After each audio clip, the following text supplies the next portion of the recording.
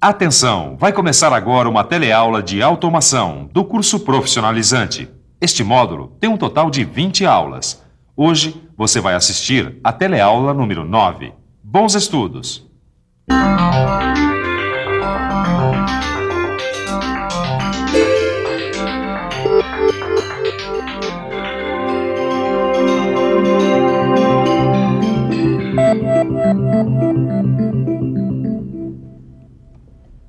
Bom dia, Torquato. Bom dia, mano.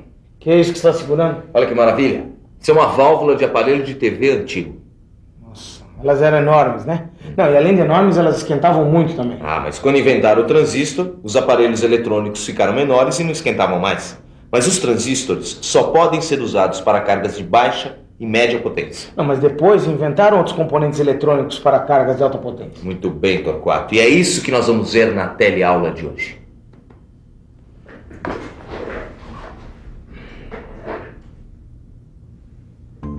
A gente vai conhecer os tiristores, os componentes eletrônicos que servem para controlar e acionar cargas de grande potência.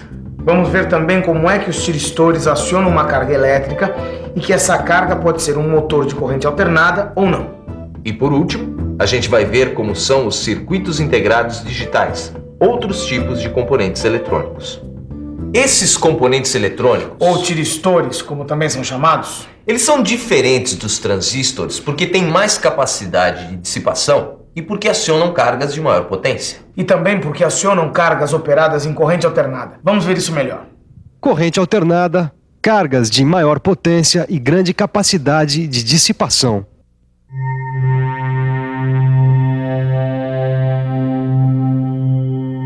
Na teleaula de hoje, a gente começa falando desses dispositivos que têm 3, 4 e às vezes até 5 camadas semicondutoras. Esses componentes eletrônicos podem acionar vários tipos de cargas e de motores elétricos e são muito utilizados em circuitos controladores. Esses componentes eletrônicos usados nos circuitos controladores são acionadores de cargas de grande consumo e motores elétricos. Eles se chamam tiristores. Os tiristores são componentes de 4 camadas, PN-PN. Um tiristor importante é o retificador controlado por silício. Ele também é chamado de SCR. O SCR tem 3 terminais para as conexões externas.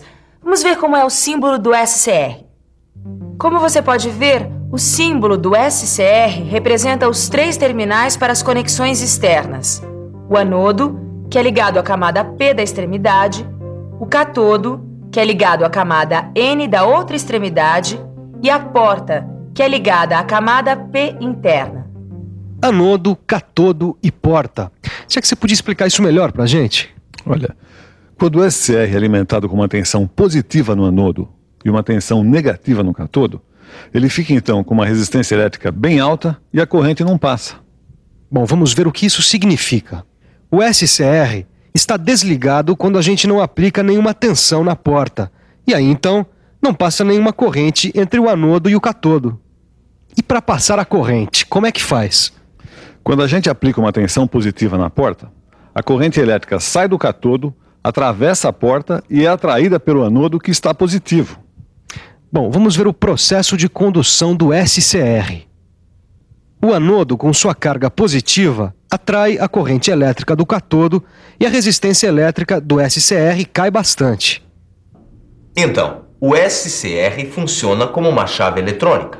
Isso, e a porta é o terminal de controle. Quando a gente não aplica nenhuma tensão na porta e não passa corrente, o SCR fica desligado. E porque aí a chave não foi ligada. Isso, mas é bom você continuar ligado porque nessa teleaula tem muita informação.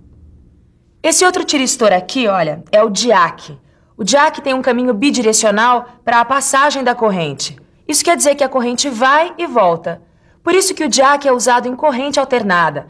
Vamos dar uma olhada no símbolo dele.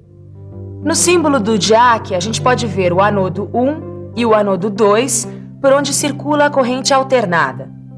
E esse aqui é o triac. O triac é igual ao diac, só que ele tem uma porta, como aquela que a gente já viu no SCR. Mas o triac pode trabalhar nos 2 sentidos da corrente. Ele também é bidirecional e serve para corrente alternada, como o diac. Vamos ver o seu símbolo? O símbolo do triac é igual ao do diac, Só que essa porta aqui só tem no TRIAC. Como é o acionamento desse motor de corrente alternada? Essa forma de onda representa a tensão alternada.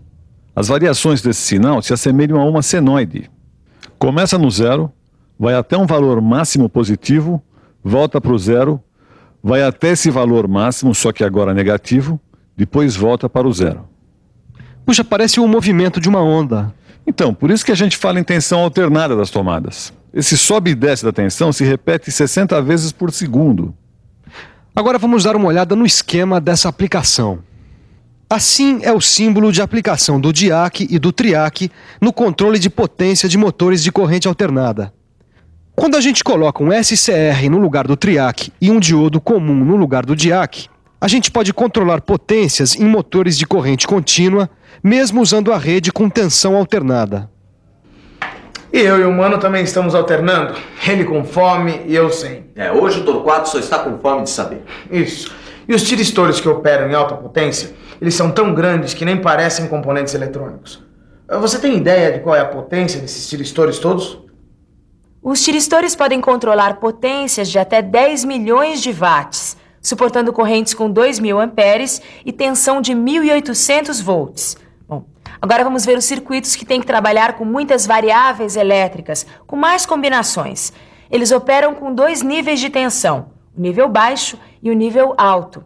É para casos em que a gente precisa usar uma lógica muito complexa de acionamento.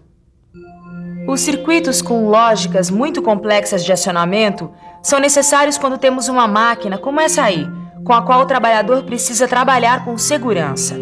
A máquina só é acionada através de diversas variáveis. São as variáveis de entrada. O operador precisa acionar os 2 sensores de uma vez para a máquina funcionar. Assim não corre risco nenhum de acidente com as mãos. Quando a máquina está acionada, a gente diz que ela está no nível 1. E quando a máquina está desacionada, a gente diz que ela está no nível 0. Torquato, nível 0 e nível 1. É bem lógico, não é? É bem lógico. Por isso que esses níveis são chamados de níveis lógicos, porque eles representam coisas bem claras e definidas. Alto e baixo, fechado e aberto, quente, frio, nível 0, nível 1. Tá tudo aqui, ó. Os níveis 0 e 1 são os dígitos do sistema de numeração binário. O sistema binário tem apenas o 0 e o 1. Com a combinação desses 2 dígitos, a eletrônica digital pode representar qualquer quantidade. Os dígitos binários são chamados de bits. Quer dizer, cada bit representa um nível de tensão elétrica. Então, o nível 0 representa uma tensão de 0 volts e o nível 1 a mais alta tensão do circuito. É por isso que os circuitos eletrônicos trabalham só com vai ou não vai, certo ou errado, sim ou não, 0 ou 1. Agora nós vamos conhecer alguns dos componentes da eletrônica digital. A eletrônica moderna conseguiu integrar grandes circuitos em pequenos pedaços de silício.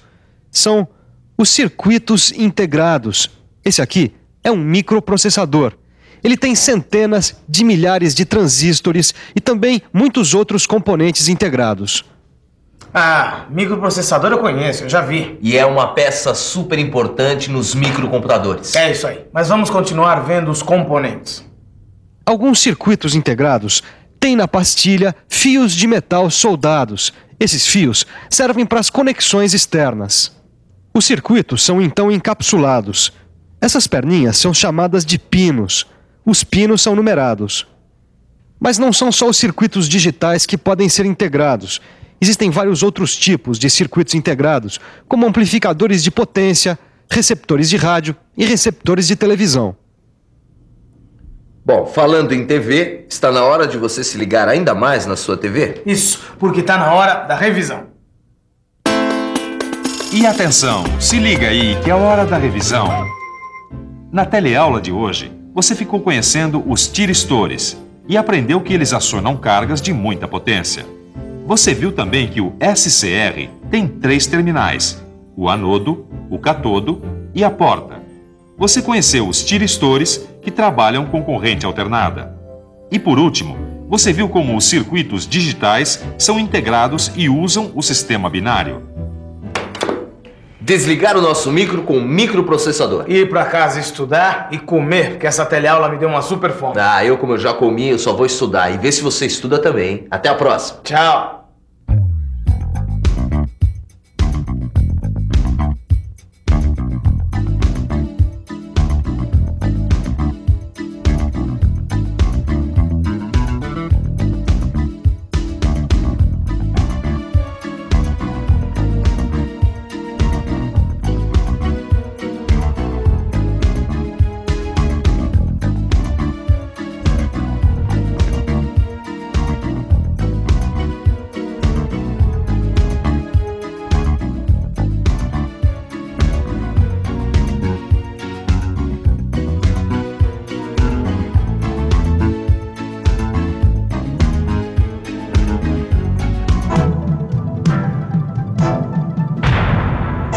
Telecurso 2000, um programa de educação do Sistema Fiesp e da Fundação Roberto Marinho.